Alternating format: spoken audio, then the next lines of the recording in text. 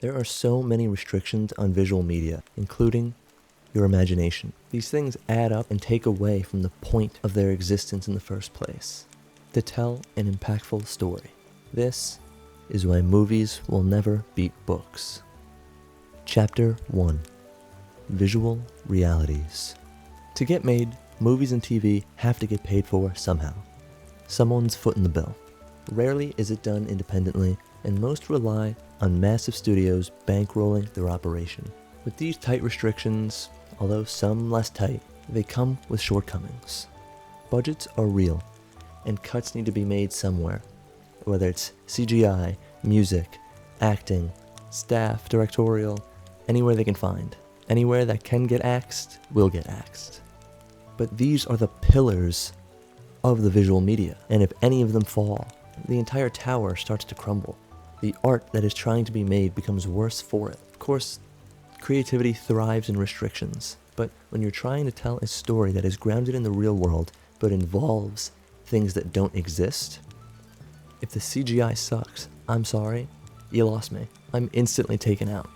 If the music is slightly off and doesn't hit as hard as the creators are intending, then I might not feel the intended emotion of the scene that they're trying to convey. If the acting is trash, I can't believe that they are the characters they're claiming to be. If any of these pillars fall, the entire thing does. That's why it's such a rarity and a gem to find a masterpiece of a movie. I don't know how they do it. It's a wonder it happens at all. You know what it costs to write a book? Time and passion for a story that a writer feels is worth pursuing. That's it. There's a reason that so many movies are adapted from books. Instead of spending millions on a new and untested IP, we could just take this guy's work, make it a movie, adapt it as best we can, and they have a built-in audience. They just need to adapt it. Words I used to live for, now I shudder at the thought. I can't stand it. They mess them up every time. They take these beloved IPs and absolutely obliterate them. I'm nervously excited for Sanderson's upcoming adaptations, but I'm excited and I have hope because he's actually involved in them. That is different. Typically, the author does not get near as much sway as he happens to be getting with Apple. Since there's no cost to writing, the book is only as good as the author can make the characters, the world, the atmosphere, the plot. It's all on their shoulders. It's all as good as they are. There's no bad CGI or acting that'll pull you out of the world. Unless the dialogue sucks, but besides that, you see the world for how it is written. You see it for how it actually is, instead of through the interpretation of someone trying to tell someone else's story. Roshar from the Stormlight Archive is a living, breathing world. Westeros is alive. We get to know these characters in these worlds, forming a closer bond to them than if we just stared through a screen. I know Game of Thrones is a TV show, but books are better. The screen is a middleman that a book eliminates. Instead of viewing the world, you become a part of it. The active experience of reading, participating in the world and the imagination, elevates the story on another level.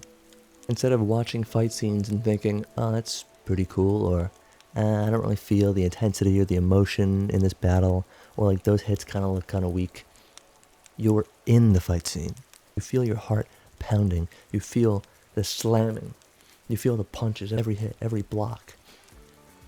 You feel like you're on the battlefield instead of watching someone else be in the battle. As much as I love movies and TV, that is an experience that I wouldn't trade for anything. Chapter 2. Crunch. Screenplays for movies or TV are unfortunately forced to fit specific time slots. Movies are typically an hour and a half to 2 hours, while TV shows are either 20 to 30 minutes or 45 to 60 minutes depending on the genre. Because of these restrictions, the writers have to try and desperately introduce the characters, make you care about them, introduce the world, introduce the stakes, introduce the actual plot, what's going to happen.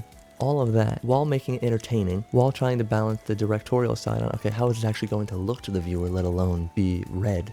Then worrying about colors, worrying about CG, anything like that, so they're trying to stay within a bounds that they can actually afford. There are so many other things that a screenplay writer has to think about compared to an author.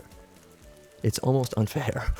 I have so much respect and love for the people that write these screenplays, but I do not envy them at all.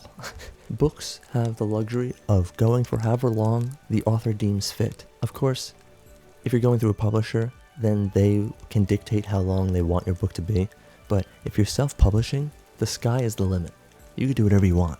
For example, the average 300-page novel is around 100,000 words, but the Stormlight Archive books, they are around 1,000 pages, between 300,000 to 400,000 words each. Granted, Sanderson is the GOAT, but still, the amount of room that we have to play is genuinely unfair. The amount of world building you can accomplish, all without the middleman of a screen, or the limits of budgets.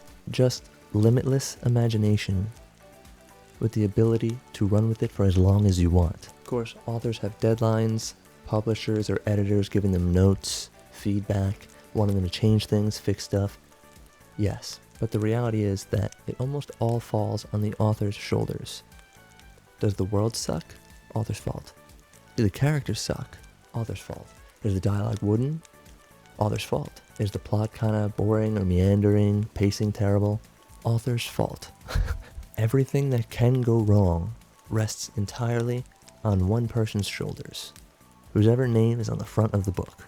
I used to find that terrifying, but now I find it liberating after actually having written, and especially when you find authors that routinely knock it out of the park, like a Sanderson. You don't feel like you're taking a risk picking up a Sanderson book. I don't.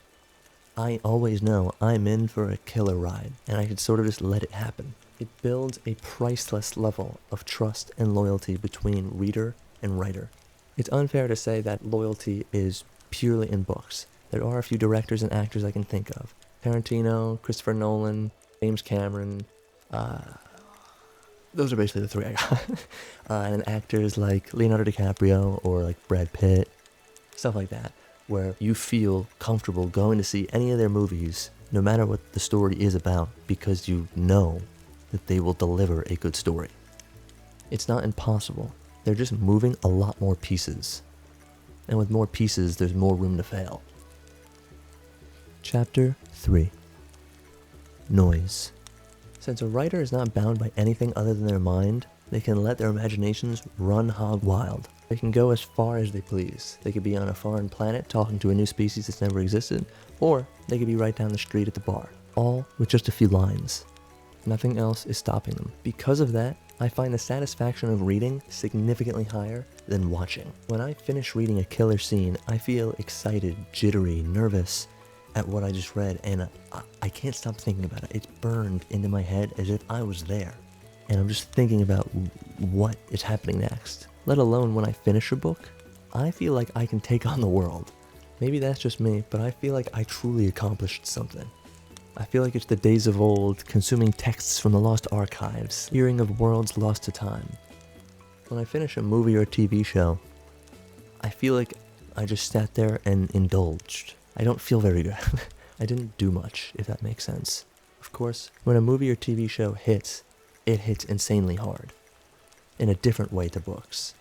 But I find that it happens so rarely that it's just more of a common occurrence in books. There's so much noise in the world today. So many screens or apps begging for my attention, clawing for every ounce of it that they can get, with their blinking lights and loud noises.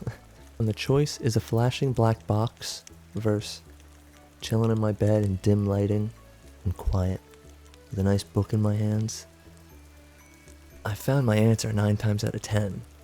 As crazy as these fantasy books get, and as wild as they make me feel, it still happens in peace and quiet. There's no freaking TikTok, Subway Surfers edits. There's no explosions. There's no deafening music that's over the dialogue that I can't hear. It's just quiet. And I'm there. It just exists. You become part of the world. It's magic.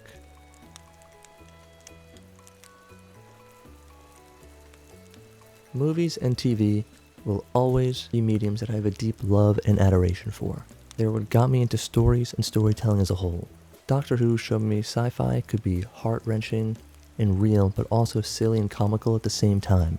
Game of Thrones introduced me to epic fantasy and showed me that it could be gritty and grounded even with dragons flying overhead, even though Season 8 blew ass. But nothing compares to when I read The Way of Kings for the first time. When I finished that last page, my heart was pounding. I could barely sleep through the night just replaying that scene in my head over and over again as I instantly ordered the next book on Amazon, and I could not wait to get my hands on it. I was so hyped. I still get chills thinking about it. If you read it, you know what I'm talking about, but still. It changed the way I view characters as a whole, and it changed how I see people. Because the characters on the Stormlight Archive are real.